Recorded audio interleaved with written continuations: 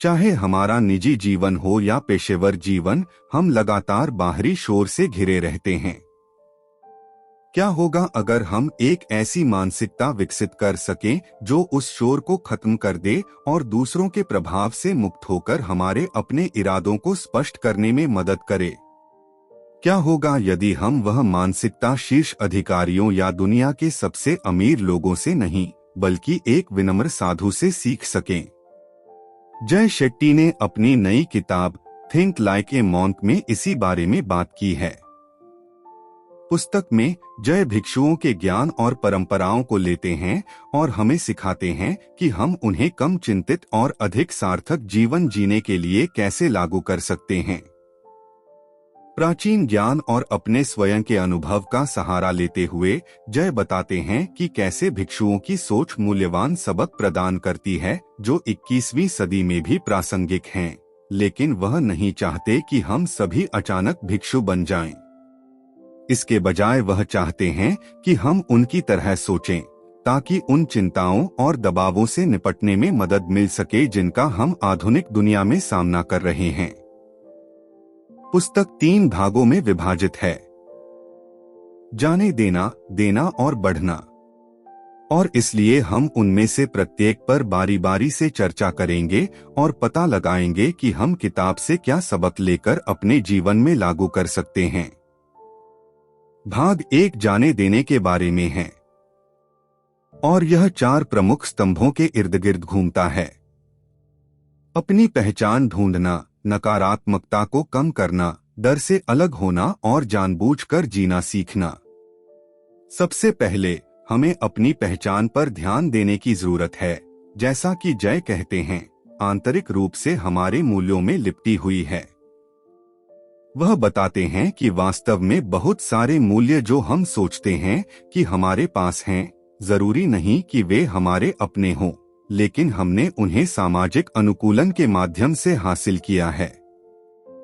वह लिखते हैं कि जब हम अपने आसपास की दुनिया की राय, अपेक्षाओं और दायित्वों को ध्यान में रखते हैं, तो हम खुद को सुनना शुरू कर देते हैं। और विचार यह है कि यदि हम इस शोर को फिल्टर कर सकते हैं और हमें अपने मूल्यों पर विचार करने के लिए जगह दे सकते हैं, तो हम अपने जीवन को कृतज्ञता, सेवा, सच्चाई और करुणा जैसे उच्च मूल्यों की ओर निर्देशित करना शुरू कर सकते हैं, जो अंततः हमें प्रेरित करते हैं। खुशी, संतुष्टि और अर्थ, और लालच, वासना, क्रोध और ईर्ष्या जैसे निम्न मूल्यों से दूर, जो अंततः हमें चिंता, अवसाद और पीड़ा की ओर धकेलते हैं। जाने देने का अगला भाग नकारात्मकता को संबोधित करना है, जो उन चीजों में से एक है जिनका हम हमेशा सामना करते हैं।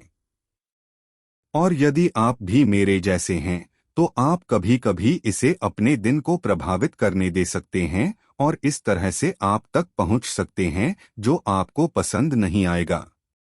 लेकिन जैसा कि जय किताब में कहते हैं, नकारात्मकता एक गुण है, किसी की पहचान नहीं। और इसलिए हम इसे जाने देना सीख सकते हैं। भिक्षु जागरूकता, संबोधन और संशोधन की प्रक्रिया के बारे में बात करते हैं, जिसे जय स्पॉट, स्टॉप और स्वैप की 3 चरणों वाली प्रक्रिया तक सीमित करता है। तो यह हमारे व्यवहार को देखने, प्रतिबिंबित करने और फिर संशोधित करने की 3 भाग वाली प्रक्रिया है। यह उसी प्रकार का है जिसके बारे में स्टोइक लोग भी बात करते थे। और यह वास्तव में नकारात्मकता को दूर करने का एक अच्छा तरीका है, लेकिन यह डर को दूर करने का भी एक बहुत अच्छा तरीका है, जो कि जाने देने का तीसरा भाग है। भिक्षुओं का मानना है कि डर का मूल कारण लगाव या चीजों पर स्वामित्व या नियंत्रण करने की हमारी आवश्यकता से निकटता से जुड़ा हुआ है। यदि भय का कारण मोह है, तो जय कहते हैं कि भय का इलाज वैराग्य है। हम कभी कभी सोच सकते हैं कि वैराग्य का अर्थ उदासीनता है, लेकिन वास्तव में जय के पास इसके लिए एक बहुत अच्छा उदाहरण है। वह कहते हैं कि वैराग्य यह नहीं है कि आपके पास कुछ भी नहीं होना चाहिए, बल्कि यह है कि कुछ भी आपके पास नहीं होना चाहिए।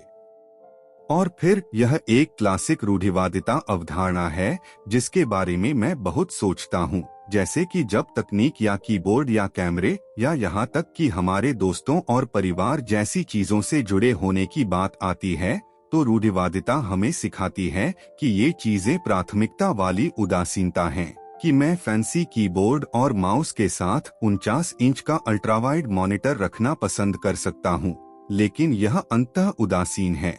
मुझे खुश होने के लिए इसकी आवश्यकता नहीं है, मैं इससे जुड़ा नहीं हूँ। जाने देने के अंतिम भाग में खुद से सवाल करना शामिल है ताकि हम अधिक जानबूझकर जी सकें। जय इस बारे में बात करते हैं कि कैसे हमारी प्रेरणाएं भय, इच्छा, कर्तव्य और प्रेम के इर्द गिर्द घूमती हैं, और वह काम करने के लिए हमारी वास्तविक प्रेरणाओं को समझने के एक तरीके के रूप में क्यों सीढ़ी के बारे में बात करते हैं। वह लिखते हैं, जानबूझकर जीने के लिए हमें इस बात की गहराई से जांच करनी चाहिए कि अभाव के पीछे क्यों हैं, और ऐसा करना काफी मजेदार बात हो सकती है या शायद नहीं भी, क्योंकि इसमें खुद से तब तक सवाल करना शामिल है जब तक हम अपने इरादों की जड़ तक नहीं पहुंच जाते। तो अगर मैं खुद से पूछूं कि मैं YouTube वीडियो क्यों बनाना चाहता हूं, एक कारण यह हो सकता है कि मैं लोगों को पढ़ाना चाहता था और मैं लोगों की मदद करना चाहता था और दूसरों को प्रेरित करना चाहता था या ऐसी ही चीजें। फिर अगर मैं था तो मैं ऐसा क्यों करना चाहता था? मैं शायद कहूँगा, ठीक है, मैं ऐसा करना चाहता हूँ क्योंकि यह मजेदार लगता है। और अगर मैं पूछूं कि यह मजेदार क्यों लगता है, तो मैं सही कारण तक पहुंच सकता हूं, जो यह है कि गुप्त रूप से मैं अन्य लोगों की प्रशंसा और सम्मान चाहता हूं, और इसीलिए मैं इस तरह के YouTube वीडियो बना रहा हूं। वैसे भी बिना किसी नकारात्मकता और बिना किसी डर के जानबूझकर जीने से हम उस चीज को छोड़ना शुरू कर सकते हैं जो हमें रोक रही है, और हम किताब के दूसरे भाग के लिए जगह बना सकते हैं जो विकास के बारे में बात करता है। जाने देने की तरह विकास भी कुछ प्रमुख सिद्धांतों के इर्द गिर्द घूमता है, जिसमें अपना उद्देश्य खोजना, अपने दिमाग को प्रशिक्षित करना और अपने अहंकार पर काबू पाना शामिल है। 4:15। इसलिए यदि हम उद्देश्य से शुरू करते हैं तो जय इस बारे में बात करते हैं कि हम अपने धर्म की पहचान कैसे कर सकते हैं, जो एक संस्कृत शब्द है जिसका मोटे तौर पर अंग्रेजी में आपकी इच्छानुसार अनुवाद किया जाता है। उनका कहना है कि अपना धर्म खोजना सिर्फ हमारे जुनून और कौशल का पता लगाने के बारे में नहीं है, बल्कि यह हमारे जुनून और कौशल का पता लगाने के बारे में है जो हमारे पास है, जो दूसरों के लिए भी उपयोगी हो सकता है। और इसलिए जुनून प्लस विशेषज्ञता प्लस उपयोगिता धर्म के बराबर है। और यहाँ एक अच्छा उदाहरण है जो यह है कि जब हम इसका उपयोग दूसरों की सेवा के लिए करते हैं तो हमारा जुनून हमारा उद्देश्य बन जाता है। यदि आप मेरे जैसे हैं और आपने अभी तक यह पता नहीं लगाया है कि आपका धर्म या आपका उद्देश्य या आपका मिशन या जीवन में आपका आह्वान क्या है, तो इसका पता लगाने का एक तरीका क्षमता के चतुर्थांश का उपयोग करना है, जैसा कि जय इसे कहते हैं। हम में से बहुत से लोग अपने अधिकांश दिन चतुर्थांश 1 में बिताते हैं, कौशल कोई जुनून नहीं या चतुर्थांश 4 जुनून कोई कौशल नहीं, लेकिन वास्तव में अपने उद्देश्य को विकसित करने और विकसित करने के लिए हमें चतुर्थांश 2 कौशल और जुनून में रहने की आकांक्षा करनी चाहिए ताकि हम अपना खर्च कर सकें, अपनी प्रतिभा का उपयोग करते हुए वह काम करें जो हमें पसंद है। और इसलिए अंततः दूसरों की सेवा में विशेषज्ञता के साथ जुनून को जोड़कर हमें अपने उद्देश्य का पता लगाने और यह पता लगाने में मदद मिलती है कि हम कहाँ जाने वाले हैं। धर्म समीकरण का एक अधिक पूंजीवादी संस्करण है, जिसके बारे में मैं जिस तरह से सोचता हूँ वह यह है कि मैं किस चीज का आनंद लेता हूँ, मैं किस काम में बेहतर हूँ, और बाजार मुझे क्या भुगतान करेगा, और बाजार मुझे किसी चीज के लिए भुगतान करेगा। यह एक प्रकार का प्रॉक्सी है क्योंकि यह अन्य लोगों के लिए उपयोगी है। तो यह इसे फ्रेम करने का एक और तरीका है। यदि आपको इस तरह का विचार मिलता है कि यह दूसरों के लिए कैसे उपयोगी हो सकता है, तो आपके लिए इसे समझ पाना थोड़ा कठिन होगा। तो पहला कदम व्यक्तिगत विकास की इस यात्रा में अपना उद्देश्य ढूंढना है। और फिर चरण 2 सही मानसिकता विकसित कर रहा है। और यहाँ जय हमें भिक्षु मन और बंदर मन के बीच तुलना देता है। बंदर का दिमाग वह है जो अत्यधिक सोचने, व्यस्तता से संघर्ष करता है और लक्ष्यहीन रूप से एक विचार से दूसरे विचार पर स्विच करता है। दूसरी ओर भिक्षु मानसिकता हमें हमारे भ्रम और व्याकुलता से बाहर निकालती है और हमें स्पष्टता, अर्थ और दिशा खोजने में मदद करती है। और जैसा कि मैं यह कह रहा हूँ, मैं पहचान रहा हूँ कि यह चीजें बहुत सारगर्भित लग सकती हैं। सबसे पहले आपको किताब पढ़नी चाहिए क्योंकि यह अच्छी है और वह उन्हें इस बारे में अधिक व्यावहारिक सलाह देते हैं। और इसमें केवल इतना ही है जिसे मैं निचोड़ सकता हूँ, जैसे मुझे नहीं पता 10 मिनट लंबा YouTube वीडियो, लेकिन अनिवार्य रूप से किसी भी प्रकार की मानसिकता को बदलने या किसी भी प्रकार की मानसिकता विकसित करने का तरीका जय के 3 भाग ढांचे या ए का उपयोग करना है, इसका भिन्नता जो स्पॉट, स्टॉप और स्वैप है। और इसलिए यदि हम स्वयं को एक निश्चित विचार पैटर्न में सोचते हुए पाते हैं, जैसे विचार के विनाशकारी पैटर्न को पहचानना, जिसके लिए स्वयं कुछ अभ्यास की आवश्यकता होती है, तो हम इसका निरीक्षण करते हैं। तो हम पहचान लेते हैं और फिर हम ऐसा सोचना बंद कर देते हैं और फिर हम इसे किसी और चीज से बदल देते हैं। और फिर यह कहने से कहीं अधिक आसान है, लेकिन अंततः यह आधार है कि संज्ञानात्मक व्यवहार थेरेपी जैसी सभी चीजें इस विचार पर निर्भर करती हैं कि हाँ, हम अपने विचारों और अपने कार्यों को नियंत्रित कर सकते हैं, लेकिन यह केवल अभ्यास के माध्यम से है, हम वास्तव में ऐसा कर सकते हैं। वैसे भी यह मानते हुए कि हम सभी बंदर मन के बजाय भिक्षु मन प्राप्त करने की इस यात्रा पर हैं, जो कि हम सभी के लिए प्रगति का कार्य है। विकास की इस राह पर तीसरा कदम है अपने अहंकार को त्यागना। जय बताते हैं कि भिक्षु कैसे सिखाते हैं कि हमारा अहंकार हमारे विकास में मुख्य बाधाओं में से एक है। और वास्तव में हमारा अधिकांश अहंकार दोमुहा होता है। उस एक क्षण में यह हमें बताता है कि हम सर्वश्रेष्ठ हैं, और अगले ही पल यह हमें बता रहा है कि हम सबसे बुरे हैं। जय इस बारे में बात करते हैं कि सच्ची विनम्रता यह समझना है कि हमारा दिमाग हमें इन चरम सीमाओं में से एक पर ले जाना चाहता है और इसके बजाय बीच का रास्ता चुनना चाहता है, जहां हम सक्रिय रूप से अपनी कमजोरियों को पहचान रहे हैं और उन पर सुधार करने और विनम्रता को बढ़ावा देने में मदद करने के लिए काम कर रहे हैं। 2 हैं जिन चीजों के बारे में हमें सोचने की जरूरत है और 2 चीजें जिन्हें हमें भूलने की जरूरत है।